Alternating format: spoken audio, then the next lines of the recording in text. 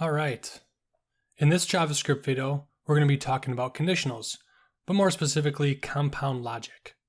So compound logic is kind of like a bunch of if statements kind of like nested inside of one another. So for an example, my goal is to get a number, well, I want to output something if the number is between 0 and 10. And we can do that to check to see if the number is greater than 0. And if it's greater than 0, I also want to check to see if the number is less than 10. So here we have nested ifs, so both of these statements have to be true in order for this line of code to run. So here we have this, and then we have our prompt, which is going to ask the user for a number and store it. So if I type in 7, 7 is between it. If I type in 66, that doesn't work. And just check the low side, -3, that doesn't work. Let's try a decimal too. 9.7, that works. So this code right here works. But having a bunch of nested ifs can sometimes be hard to read. And what we can do is we can use compound logic to simplify this, or just write it in a different way. So it's going to be very similar. So if number is greater than 0, and then we have this ampersand, double ampersands, and then number is less than 10. And then we will run this code right here. And let's just kind of switch it up so it looks a little bit different than the code above. So the way that this works is number is greater than 0. It'll check to see if that's true. And then it'll do number is less than 10 and see if that's true. If they're both true, that's what this ampersand means. Then your code will run. And if we run that, 5, both of these codes run. And if I type in something that doesn't work, 11.2, then neither of them run. So these two statements are equivalent. They do the same thing. Just to give you kind of a quick little rundown of the different logic operators we can have.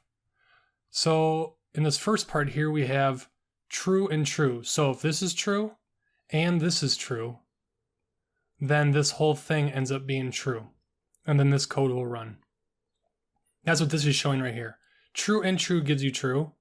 If one of them ends up being false and the other one ends up being true, then the whole statement itself is false and this code will not run.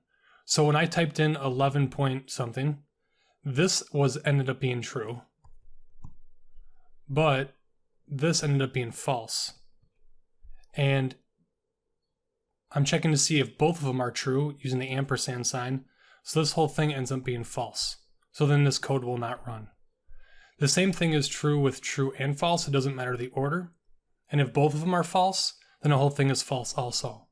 So in summary, the two ampersands are the same as the word and both of them need to be true in order for the entire statement to be true. And that's also the case if we added more numbers or different kind of conditionals on the end. We could check like 4 things if we wanted to. At that point, it might be a little bit unreadable, so maybe not the best idea. We also have a thing called OR. So an OR is these two up and down brackets, and this one's a little bit different. At least one of them needs to be true in order for the whole thing to be true. So if I change this to an OR, and let's go ahead and get rid of this one up above. So this means number is greater than 0 or it's less than 10. So now if I run this, I type in 4, this is true because this ends up being true. And this also ends up being true, so the entire statement is true. If I type in 88, it runs also because this ends up being true. 88 is less than 10, that's false. So this one was true, this one was false, therefore the entire statement is true because at least one of them needs to be true in order for the whole statement to be true.